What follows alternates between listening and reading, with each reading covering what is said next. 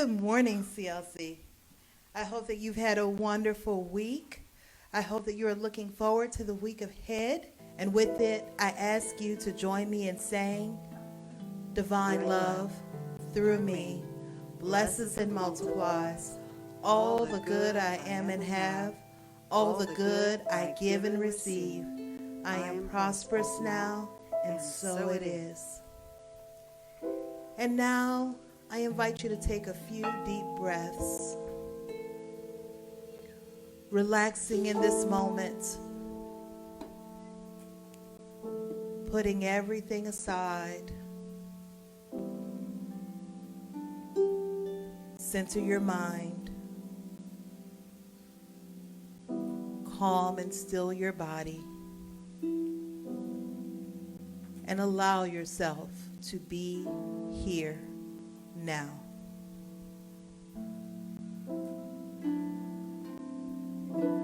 Universal love enfolds me. Universal spirit inspires me. Universal wisdom enlightens me. Universal power encircles me. I am one and all is well. As we begin the inner healing process, let me invite you to relax in quiet confidence, opening yourself to the miracle-working higher power. Now symbolize the unity of your thinking and feeling nature by touching your chest with your right hand, and let my words act as your own for your own inner healing, acceptance, and receptivity.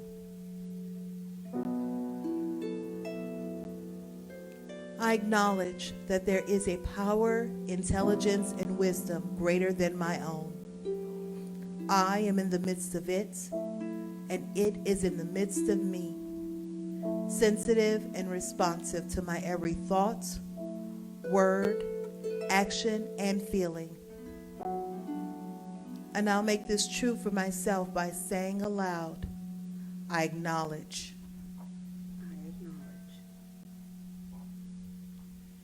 Acknowledging the higher power working through my life, I admit that I am personally responsible for solving my own problems, while being guided and assisted by something greater than myself.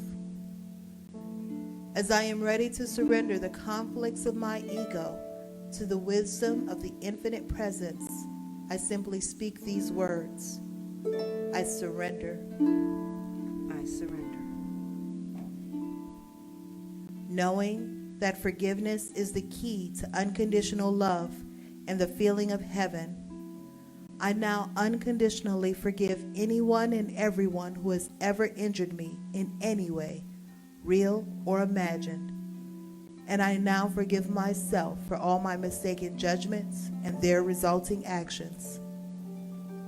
From my deepest level of understanding, I now say, I forgive.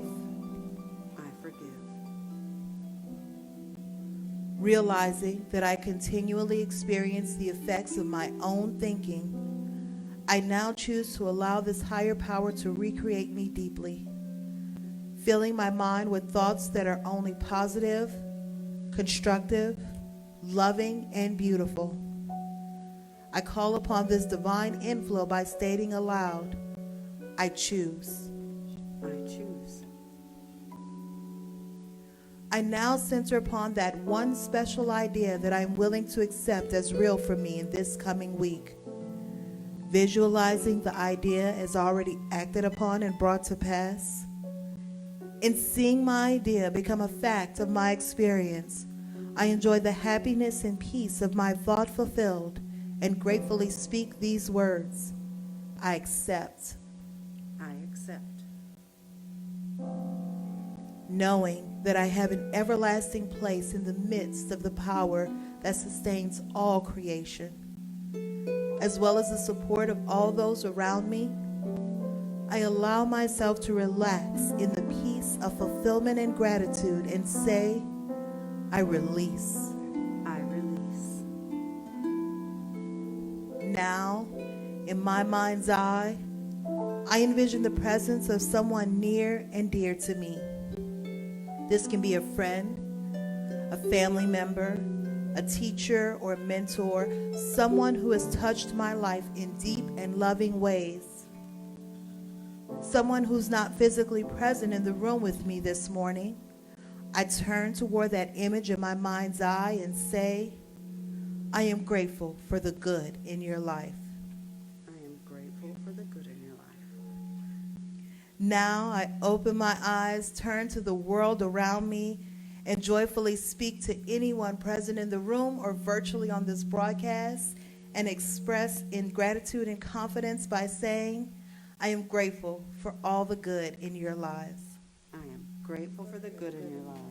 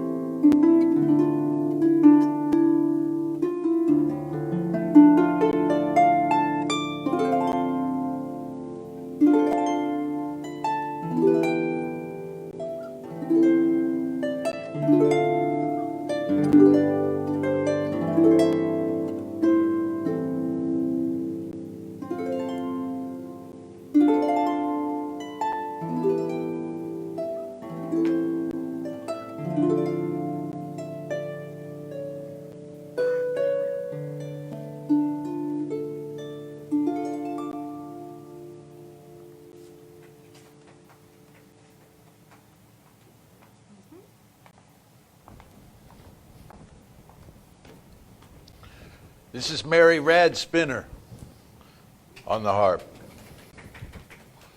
Is one on a harp? Yes. Is that how, okay. Is that how we say that? At the harp, on the harp? Either. It works. Very good. I want to thank Mary. I want to thank, as we close out the year, I have a lot to tell you today. I want to thank Jeffrey Oshman, our music director. I want to thank Reverend Lisa Ryan. I want to thank Danielle Mercadell. I want to thank Melody Berryman, Kenzie Berryman, Brian Schwanitz, and the other musicians that we've had here. But particularly I want to thank Danielle and Lisa and Jeffrey, because every Sunday, also the stalwart Tom, standing in, or sitting in. Is it sitting in or standing in? A little bit of both, yes. Because we are closing out a year unlike any other, where we have been, what all do I have in my pockets? Pens, combs. How many sets of keys? 2 combs. I have 2 combs. One is a beard comb and one is a head comb. The beard comb is bigger because the beard is bigger. So, all right, enough about me. Except it really isn't. Going to stop there about me. I was thinking about moods. Holidays are a time of moods. And in this teaching, we believe you can set your mood, but I also want to remind everybody there's a factory default. Spirit has a mood about you. Spirit has an attitude about you. And you can catch that spirit, you can catch that feeling, and you can apply it in your life in a certain way.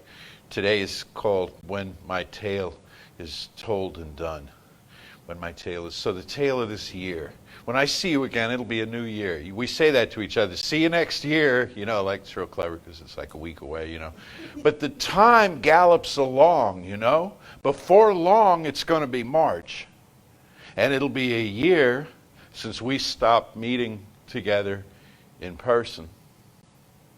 And then it'll be summer, and then it'll be fall, and then it'll be these holidays again. And we have to somehow wedge into that how we feel and stop time, slow time down, be present in the now. You heard Danielle say in the opening, as she says every week, all right, let's be here now. And you're thinking on one level, well, where else am I? Be here as opposed to somewhere else. Well, be here now means to gather in your mood, to gather in your attitudes, desires, ambitions, fears, phobias, neuroses, whatever they may be. Gather it all together. Focus it. Be here in this moment. And let the mood unfold in a certain way. So I want to tell you about some mood ideas. I always thought it'd be fun to have a like a jazz combo made up of mental health professionals and call it the mood swings. Wouldn't that be great? Okay, so the moods, the feelings, you know, that we create. Here's the thing about manifestation in your life. When you have an idea in mind and you feel it, you're having the experience. More on this next week and as we go through the January Basic Series. But you're having the experience in mind and heart when you really involve yourself with it at the mental and emotional level, so that when the thing comes walking into your life in a tactile way, in a physical way, it's not astonishing at all because you've had the experience. You were thinking about things before they happened. You were thinking about, for example, Christmas before it got here. You're thinking now about the new year and what you're going to do. And you're involving yourself in that emotionally, and it's like your body is reacting to what you're thinking and how you're feeling. Your metabolism is responding to that. That's how powerful and creative we are. So I have a secret dream that I haven't shared. That's why I call it a secret dream. I have a secret dream. We were talking about Christmas Eve. Thank you all for Christmas Eve. And I hope if you haven't watched it yet, you will, because it was sweet and wonderful. And it was different because we had a smaller group on stage than we normally do, and many were masked, and many were keeping their distance from each other, you know. And so it wasn't this big kind of coagulation of people that we have here, musicians, singers, dancers, clowns, acrobats, everything that we, you know, typically have. Bring in a camel or two. You know, it wasn't like that. It was different. It was different. And it was sweet and beautiful. And the year before was sweet and beautiful, and 5 and 10 and 15 and 20, because we go back 35. The first one was kind of small, but after that they got, you know. And next year, because I'm knowing we're going to be let out of the barn next year, right? Okay, we're going to storm this place with some serious rock and roll on this stage. I'm knowing that, but I have a secret dream about Christmas Eve, and it looks like this: see, Secret Service, and it doesn't replace a soul. Not any of you guys, the other musicians that we have. Here's what I picture, see. We'll have a rehearsal. And whoever is in town and has agreed to perform, to sing, you know, will gather on stage. And we'll go through the set list.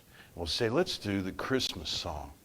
Let's do the Christmas song. You know, chestnuts roasting on an open fire, Jack Frost. And so there'll be this rehearsal. And I'll be at the rehearsal. And everybody be gathered up here. And they'll start singing. And somebody will say, probably Jeffrey over here, you know, music director, will say, we could use another male voice. We could use another tenor in the group. And everyone nod. And I'll say, you know what? I happen to know that when Christmas Eve gets here, we're going to have a guest.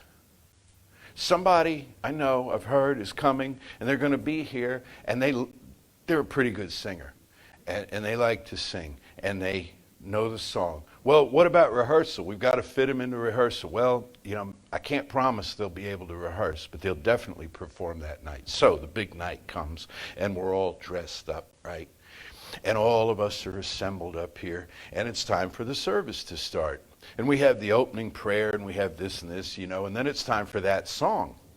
And everybody's looking at me like, where's your friend? Right? And I'm saying, don't worry about it. They'll be here. They'll be here. I happen to know they came in. Go ahead and start the song. And they'll step in.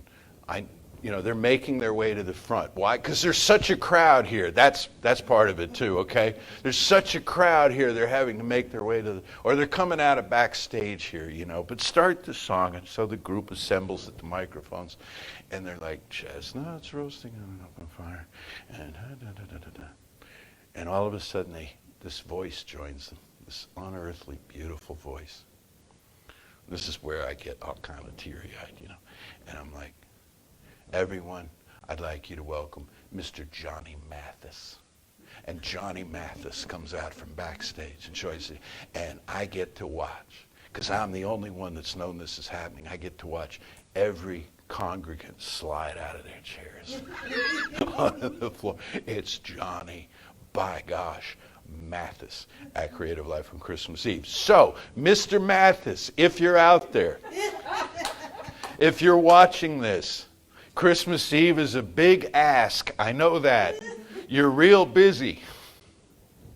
But next year, if you can find your way clear, we've got cookies, you will have hot chocolate. I mean, anything within the realm of possibility, we will provide for you. That's my secret dream.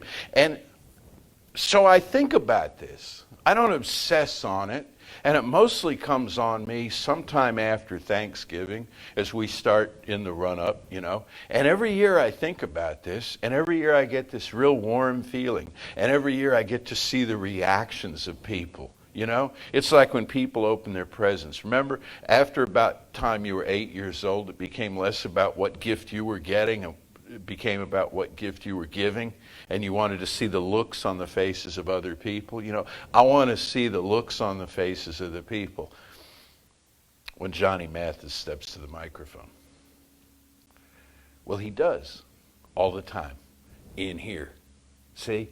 So I'm getting to have this experience. Now, maybe you don't know who Johnny Mathis is. Maybe you're young and you're not, okay. And so what I just said is like, you kind of get it, but you don't really. Or maybe, I can't imagine this, but maybe you're not a huge fan of his music. But you're a huge fan of somebody's music. And that's who I want you to invite into the compartment in yourself. Who are the writers that you can't wait to share with other readers? With your friend. You got to read this. You got to read this. Some of you know I'm sending out YouTube videos and stuff all the time. You got to see this. Most recently it was Kid Creole and the Coconuts. But you got to see this. It's like listen to this, read this poem, read it, right? And some of it falls flat because it's not your thing. But what is your thing to give? What is your thing to give? What is the feeling? What is the mood that you want to create? What is the mood that you want to set? And how is your mood set? By the factory setting, by the factory default. I said last week I was going to memorialize a few people, and who I'm not going to memorialize are the fallen of creative life, because they will have their own special time for this when the right time comes. And so I'll save my reminiscences as you will save yours for when we actually hold these services. But there are people in the culture that we know. This has been a year where, due to COVID and other reasons, we've lost a great many artists and celebrated people. And I have two of them. I could go into, you have yours and I have mine, and, we have the shared list and all the rest. But there's two of them that in particular I want to commend to you, because they're terrific mood setters who showed up in my life with their body of work at a particular time that it caused me to, it's been with me for years, for decades, this work. One of them the most recent to pass from our world on the 17th of the month. When I had my first apartment, I was in my 20s, and I had my first apartment, and I was cleaning it. I don't know if I'd moved into it yet or I was cleaning it beforehand. This is me cleaning an apartment. I know, this is shocking. I would actually do that, in my 20s, it was a beautiful day like today with the breeze. Did you see today? Have you noticed today? Have you been outside yet today? I mean, the clouds. Here in Texas, we get some beautiful winter days, when it's not cold and it's not raining and all. It's like this. Well, it was a beautiful kind of day like this, and the apartment was weird. It was like a quadruplex or something, and so I had all the windows open and this beautiful breeze blowing through. And my neighbor, I had a radio on, and I heard this music. And I asked what it was, and they didn't know. And you know how sometimes on FM radio, they'll play 3 or 4 pieces, and then they'll say, well, we heard this, and then before that we heard this, and then before that we heard this. And so I'm trying to find out what this was. And this is way back in the day where I had to call the radio station. What was that you were playing? And they told me it was jazz. And up to then, my experience, because I'm a rock and roll kid, my experience of jazz was, how do they do that? But it hadn't really parked in my soul yet. You know what I mean?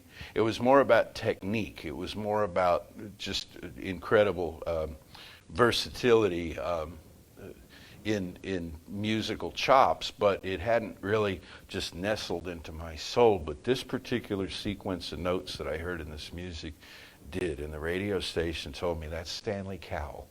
That's Stanley Cowell, and it's from an album called Handscapes, the piano choir, from 1973. I looked for years for that album. I found Handscapes 2. Handscapes 2 was all over the place. Well, there had to be a Handscapes 1. And it took a while to track down, but it's out there. But what this man managed to do, he was a composer and jazz pianist, and the piano choir was a number of pianists together with the trap set back of him. But what he managed to do, as in jazz typically, this form of jazz is non-lyrical. He created a world. Putting notes together, he created a world. And I wanted into that world, because it lifted me and it carried me and it inspired me in this beautiful, wonderful way. And to this day, I have many of his albums, and to this day, whenever I'm feeling blue or stuck, or I want to create something, Stanley Cowell gets played. And it takes me there. It doesn't take me into his world. It takes me deeper into my own. And that's what art does. That's what art is meant to do. It isn't about, whoa, look at what I created. It's about, here's what you can do. So I commend Stanley, Cowell. I commend him to you. Look up his work. It's out there. You can find it. And I believe you'll really enjoy it.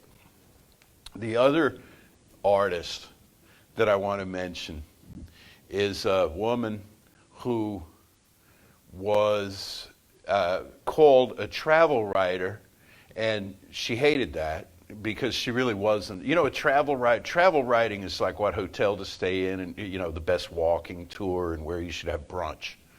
What she did was she was a biographer of places. And she wrote about the experience of being somewhere and kind of the psychic, without calling it the psychic vibe of it, that was really what she was describing, how it felt and how the people felt. And I'd heard her name before, but I ran across a book of hers in the early 90s, I think it was, called Last Letters from Hav, H-A-V, Last Letters from Hav. And I started reading this book. What was Hav? Hav is a city that's like out on a peninsula or maybe an island that's got a bridge to it, somewhere around the Mediterranean, somewhere around the Adriatic. It was unclear, really, this place called Hav. And she described the city of Hav and the people and the history and how the place smelled.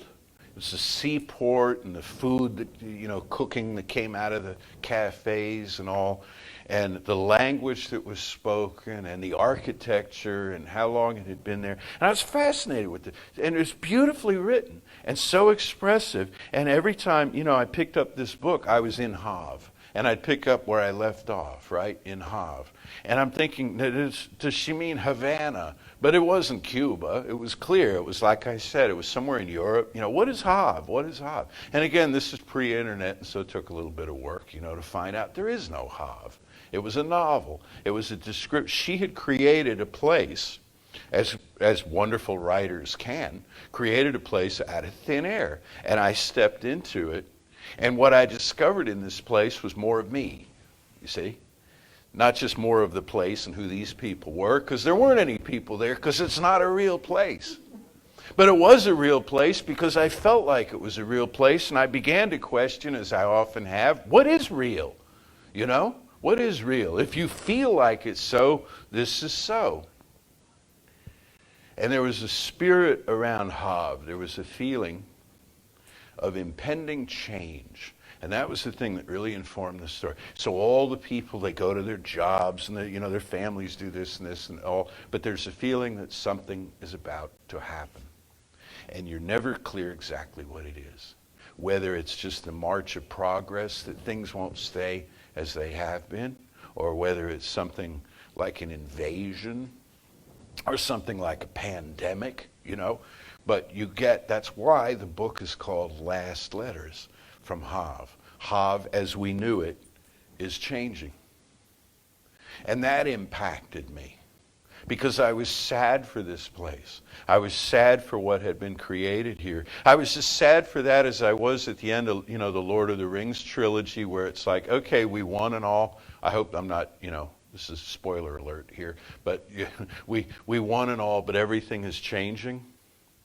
And it's not going to be as it's been, and there are boats leaving for the Gray Havens. I was sad about this, and I realized what a work of art for somebody to create something imaginary that made me sad that it's going away when it was never there to start with. That's pretty remarkable. Her name, this author, was Jan Morris. Jan Morris was a transgendered woman who began her life as James Morris and was a war hero and was an army correspondent, and actually had been the person who, when Tenzin Norgay and Sir Edmund Hillary climbed Mount Everest, was the first to dispatch that message that was then carried on foot until it could be relayed by telegraph, and it got to the United Kingdom on the day that Queen Elizabeth II was crowned, and had gender correction into the experience of being a woman as Jan knew she had been born to be, and began to travel the world writing about these places, including Vermont, where it was said about the Vermonters, in addition to Trieste and all these exotic places, it was said about the Vermonters that people in Vermont really don't care what you think about them. They're really just fine. If you're not from here, then and they also said, if you're not from Vermont, you're from the South. There's Vermont and the South. Those are the two parts of Earth. I commend to you Jan Morris's work. And what it will do, won't tell you which hotel to stay in or where to shop or any of the rest of it. It will give you tools for doing what she did, which is walking into a place and getting the vibe of it, pulling together the feeling of it. Because this is how I'm going to try to pivot all this into a meaningful close for the talk and a lesson for all of us. This is what we get to do in the coming year. Everybody's all about, we've talked about this all year, everybody's all about what's coming next, what's coming next. I tend to believe that better days are ahead of us. I have an optimistic turn of mind that says that better days are ahead of us. But I can't prove it. I believe it, but I can't prove it. Here's what can be proven. Days are ahead of us. Days are ahead of us. And what we will make of these will depend largely on our imaginations, will depend on the mood that we choose to set, and if we can't set one within ourselves, we can go to Spirit, which sees through us into its own creation, sees us as agents of its healing and its transformation of creation, sees us as that powerful, sees us as that co-creative. This is the work that we can do. One last note on this. Maulana Karenga created in 1966 a holiday of multiple nights called Kwanzaa, and I wish you a joyous Kwanzaa, everyone, to unify people, to create for the African American community and the African diaspora, to create something unique into which the families could gather, to celebrate unity, to celebrate self-determination, to celebrate a number of different virtues that can be employed in life. One that stands out, and they're all beautiful and wonderful, but one that stands out is Kujichagulia, which is self-determination. It means the self-determination of the family and of the community to make its own choices and live with its own effects. It's about cause and effect. It's about strength. It ties in with everything metaphysical. And this man created this not on a whim, but he is, in my mind, a metaphysical writer. He's done a great deal of work on Kemet, or ancient Egypt, and the metaphysics. And if some of you will recall talks here on Ma'at and principles of power in ancient Kemet, much of that work, not all of it, but much of that work came through his hands. Well, the power of self-determination is power to take up your divine inheritance. Power to take up your divine inheritance. There it is. It's been given to us. The gift has been given. Now we take it up and we face this new year and walk into it in strength, and walk into it in love, and walk into it in hopefulness and an open heart. Especially what's needed right now, along with everything else. And I'm going to close with a treatment about money. I'm going to close with a treatment about your money. Your money, okay? Not Creative Life's money or my money, your money, the money that is coming to you right now, though it may look like it isn't, okay? But what's needed right now is imagination, because we keep, I know a lot of things are, but that's the one I seize on, because we keep thinking, well, how's this going to work? And we keep, it's insanity to keep doing the same thing over and over and expecting different results. And this is often what we tend to do in our lives, right? Well, we need to do, boom, boom, hit the wall, like one of those Roomba things, and then it's just, it hits the wall and it bounces off and it looks around and it hits the wall again. And you got it right. It's going to take some imagination. It's going to take some imagination that we have within us, and some that's floating around us and saying, let me express myself through you, like music that comes from a neighbor, like something that you hear in passing, like a book that you happen to pick up accidentally that throws you into a world where you learn more about yourself. Imagination is seeking you. So I wish you a joyous Kwanzaa. I hope you had a nice Boxing Day, a feast of St. Stephen. Today is, and I was going to gift you guys with something, but I didn't get around to it, because today is National Fruitcake Day. Did you know that? Okay. One of the most re-gifted objects in the world, till you can use it as a doorstop, right? All right. Let's know together now, there is one life, one power, one presence. And the attribute of this one that I choose to focus on today is financial wellness. I affirm and know, for each one listening, each one watching, that you have and I have and we all have one source, and that source is not a government. That source is not a temporal power, not a spatial power. not a legislative discernment power. That source is spiritual power. And it has fashioned from within itself each one of us as its agents of abundance and creativity and joy. And so I affirm and know that into the lives of each one here, there is now coming enoughness in the form of cash money, so that no one is evicted, so that no one has to suffer, no one has to miss a meal, so that there is school supplies for the kids, ample clothing, tires on the car, things that work, things that function, health care, all manner of support that need not be worried about. And how this is to happen, I do not know. What exactly has to take place is beyond my scope of understanding, but there is something that does know.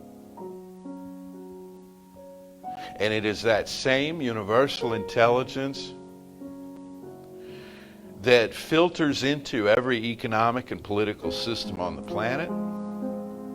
It gave humans the imagination to come up with civilization and all of its rules and all of its systems and methods. So this is not beyond it. This does not confound it. This knowing, this new manifestation in everyone's life. And I call for not only this prosperity for each person, but I call for something to take the place of anxiety. Something to calm anger, resentment, and all forms of fear. There is a power. That power is love. Love is mighty to heal. So as we step into this new year, we do so safely, we do so comfortably, we do so confidently, knowing that we are one with the only power there is. And we see it, as always, in each other's eyes. For this knowing and its manifestation in form everywhere we turn, I am so deeply grateful. I release this word now into the infinite, calling it done, and so it is.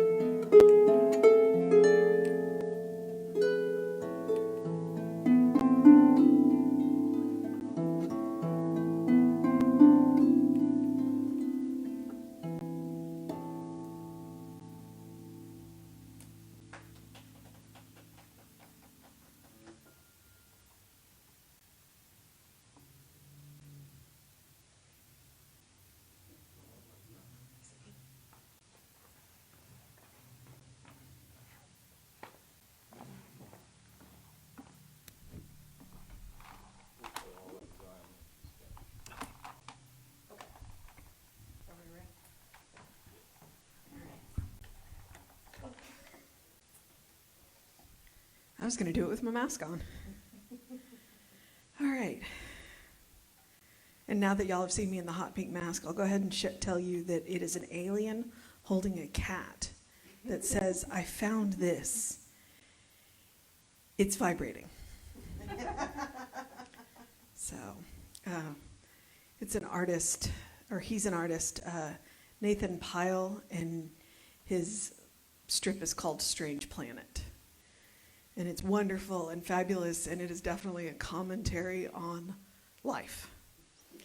So, life in this world. Okay, so I'm going to start this off by saying I want you to know that you're all our beloveds, but I'm going to shout out for a particular beloved right now.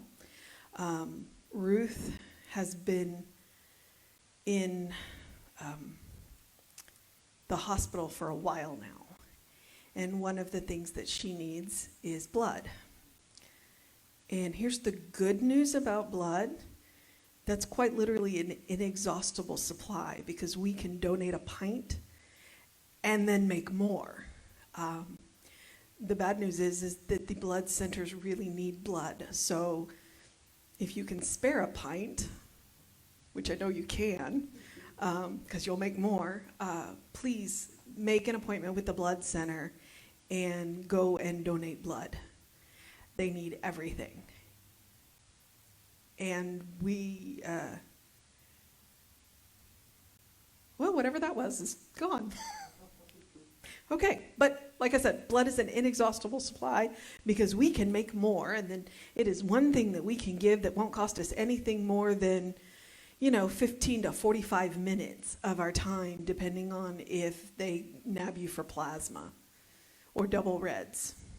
So please make an appointment, and if you can, go donate blood. I know that they're doing screenings too for COVID antibodies, and they are taking plasma from people. If you've had a COVID test and tested positive for, no, you're negative, you have to be negative, but you have the antibodies, then they will take plasma to help with COVID patients as well. So there's multiple whammies that we can do just by donating a pint of blood and some of our time. All right, but let's close this out, because I guess we're closing out the year. This is the last service of the year. Wow. It's been the longest year ever and the shortest. I keep seeing memes that talk about, January, February, there were, 31 days in January and 29 days. It was a leap year this year too. And so there were like 300 days in March and 5 years in April. So let's send 2020 off in a note of hope. In a note of hope. I'm going to invite you into the gorgeous day that we are having right now. If you step outside, it's in the mid-60s. It's partly cloudy, so it's sunny. It's partly sunny. There's a nice breeze. And because the trees are losing their leaves, there's that really particular sound. We get it a little later than the northern counties do, the sound of the leaves falling as they rattle off the trees. And then they crunch underneath your feet. And it is an absolutely gorgeous day out there. And that's the kind of year I want to have next year.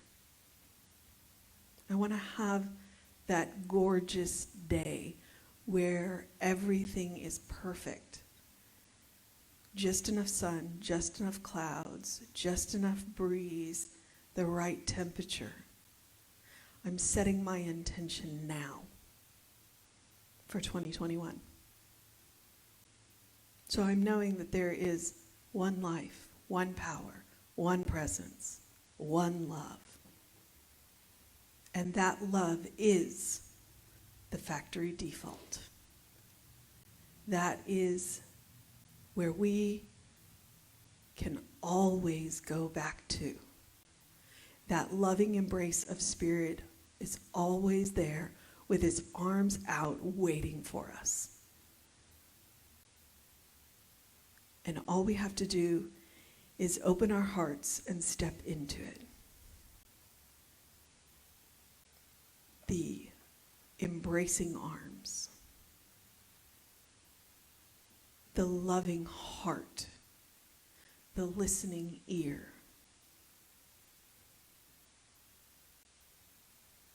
This is my 2020. This is my 2021. I invite you into the Spirit. I invite you into the love. I invite you into the mood. I invite you into the feeling. And I invite you into the creative process of the year that you want to have. And I know this power. I know this love. And I know it with all of the gratitude in my being. And I am grateful for you. I am grateful for the musicians. I am grateful for my partners, both Danielle and on the rare occasions that we've needed him, Tom. And I'm grateful for our senior minister. And I'm grateful for this amazing technology that has allowed us to come to you when you couldn't come to us. And I relax, and I release, and I know. And so it is.